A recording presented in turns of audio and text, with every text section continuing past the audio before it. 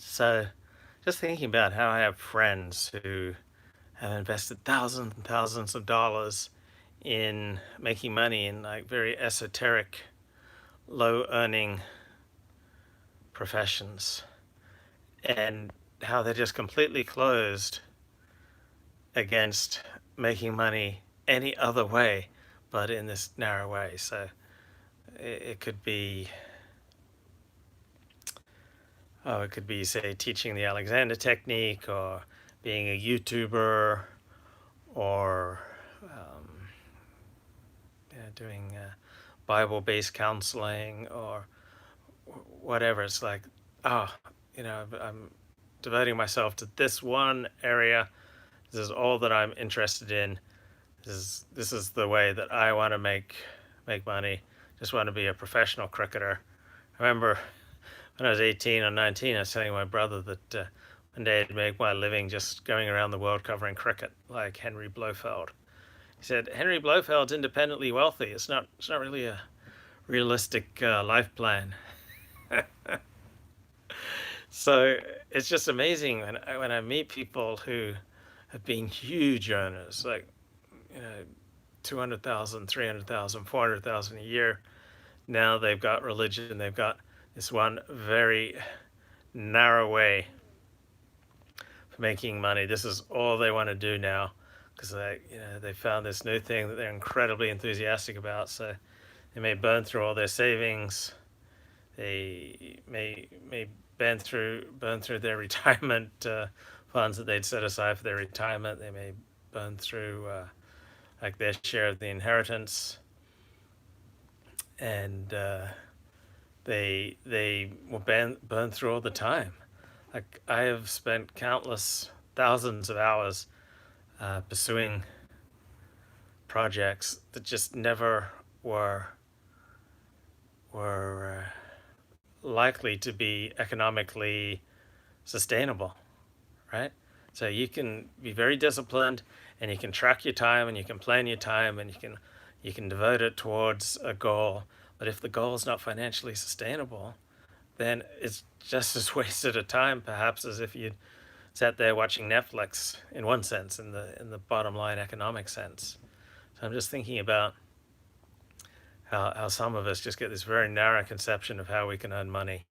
And if anything else presents itself, not interested, all I want to do is make money on YouTube, or all I want to do is make money teaching the Alexander technique, or you know, all I want to do is make money teaching Kabbalah. I remember, yeah, there is value to learning what doesn't work. It's almost as valuable as learning what does. Yeah, okay, that's a good perspective. So I remember late 2007, 2008, I spent probably $7,000 on online courses on how to make money online. And I never did like launch an online product behind a paywall. Uh, and so I did some online marketing for other people's products, but I only made I don't know, maybe $3,000 back, $4,000 back. But then 18 months passed, and thanks to these online courses that I signed up for, like spending like 7K on these online courses on how to make money online, I did land a deal that made me many tens of thousands of dollars. So by not staying stuck in, oh, I can only make money with this type of online venture. I can only make money by selling information class and charging $4.99. I was able to be open to something I never would have considered, like some great opportunity that was like completely out of my habitual way of thinking.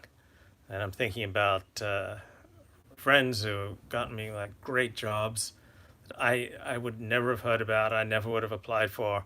Never would have thought that would have never would have thought of it. But just turned out to be a bloody good earner, mate. So just thinking about the narrow ways that we can approach life, it's like, oh, I can only earn money from this way, or I can only be happy if I have this, or I can only like need a girl who's got this quality. I can only be happy if I've got 10,000 subscribers on YouTube. Just think about the narrow limits that we put on ourselves, and how opportunities come along that we never would have considered, as long as we're spiritually centered, as long as we've removed our idea deflector shield, right? Because we all get ideas, and if we're in fear, if we're in self-seeking, if we're in, oh, I got to be my way, then we've got our idea deflection shield up, and all these good ideas come along and just automatically deflect them.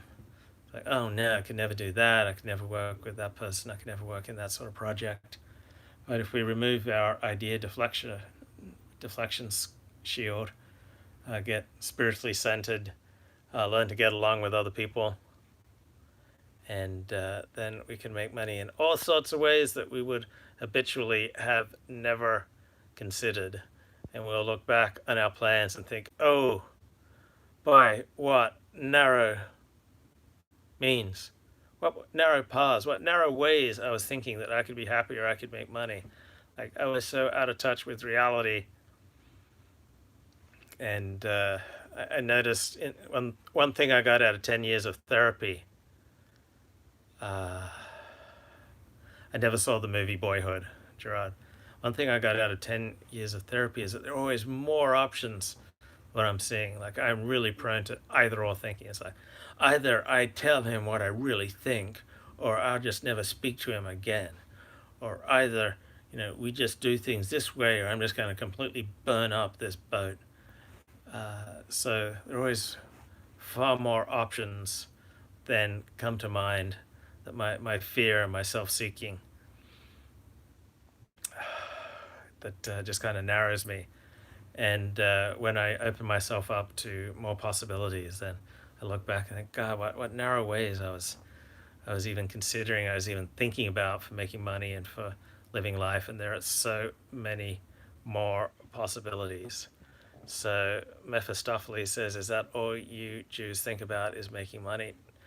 No, but it is very important, particularly if you're Jewish. It's a very expensive way of life, being Jewish.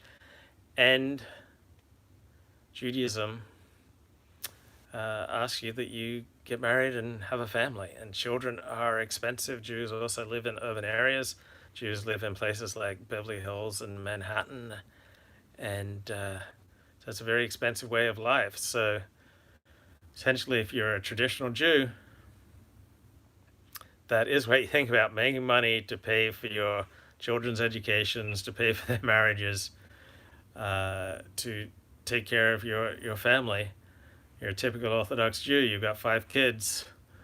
You probably got $100,000 a year in tuition bills for private Jewish school. Boom, right there, 100,000 years tuition bills. You can have high housing expenses because you live in urban areas like Beverly Hills or Manhattan, and keeping kosher is expensive. Having time off for the Jewish holidays is expensive. So living a Jewish life is expensive, or just being an adult is expensive. Like, if you want to take charge of your life, be responsible, be financially independent, and be able to help other people and contribute to this show. And yeah, Halsey says, I pay more than $50K a year for school for my kids and $7 a pound for ground beef. So yeah, if you want to do good things and make a difference in the world, it really helps to have money, and it helps if you're not a burden to other people. And so that usually require being open to possibilities and suggestions that your own habitual grooves of thinking have closed you off to. So, okay, let's do the 7th step prayer together. God, I'm now ready that you should have all of me, good and bad. Take away all my defects of character so that I may better be of service to you and to my fellows. Grant me strength as I go out from here to do your will. Amen.